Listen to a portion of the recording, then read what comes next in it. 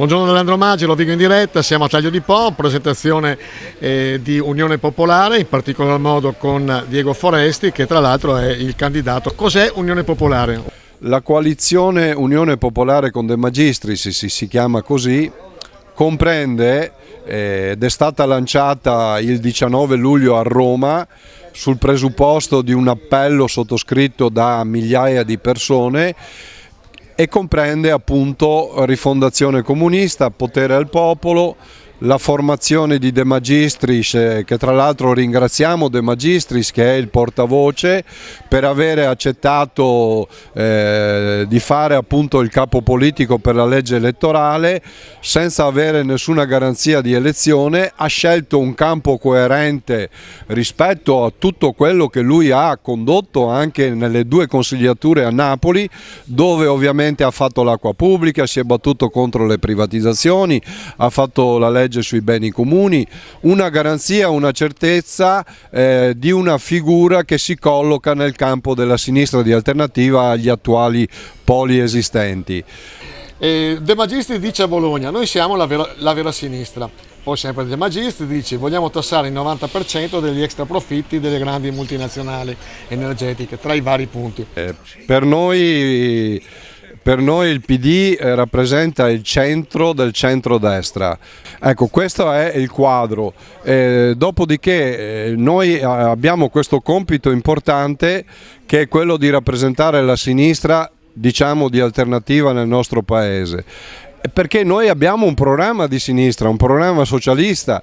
Noi chiediamo che sia affrontato il tema della crescente povertà, perché ormai la gente è stata massacrata, i settori popolari sono stati massacrati dal caro bollette e continuerà ancora il massacro rispetto al periodo invernale con razionamento probabilmente del gas.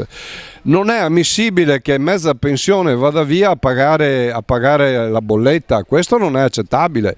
Servono subito dei provvedimenti urgenti perché appunto sia stabilito un tetto non superabile per pagare le bollette. Lo Stato se ne deve far carico a pagare le bollette alle famiglie e alle imprese che sono in grande difficoltà, soprattutto il settore delle imprese decentrate, del settore artigianale, che non ce la fanno più e sono a rischio di chiusura con conseguenti licenziamenti di massa. 25 settembre Unione Popolare ha un exploit, Foresti va in Parlamento. La prima cosa comunque che faresti o che farai per il Polesine? Beh, guarda, io mi auguro che davvero, non dico un exploit, però sicuramente chiediamo agli elettori e alle elettrici di votarci. Noi vogliamo superare il 3%, che è la condizione che ci permette di portare finalmente i comunisti e la sinistra di alternativa in Parlamento, per ritornare a fare politiche a favore della gente e dei lavoratori che hanno maggiori difficoltà nel nostro paese. La prima cosa che io proporrei per il Polesine, cosa che tutte le volte si chiacchiera, tutte le volte si dice, è quello di chiedere che la Regione Veneto, che non fa, ci siano gli investimenti pubblici adeguati per risolvere il problema che si ripropone ogni anno su questo territorio del Delta, cioè quello della risalita del cuneo salino. La risalita del cuneo salino, che anche adesso abbiamo avuto modo di verificare con l'emergenza siccità, con l'emergenza idrica, deve essere risolto. Non servono molti milioni, basterebbe fare una barriera idraulica a pila, dove i pescherecci spesso e volentieri hanno difficoltà a uscire alla bocca del Po per via dell'insabbiamento.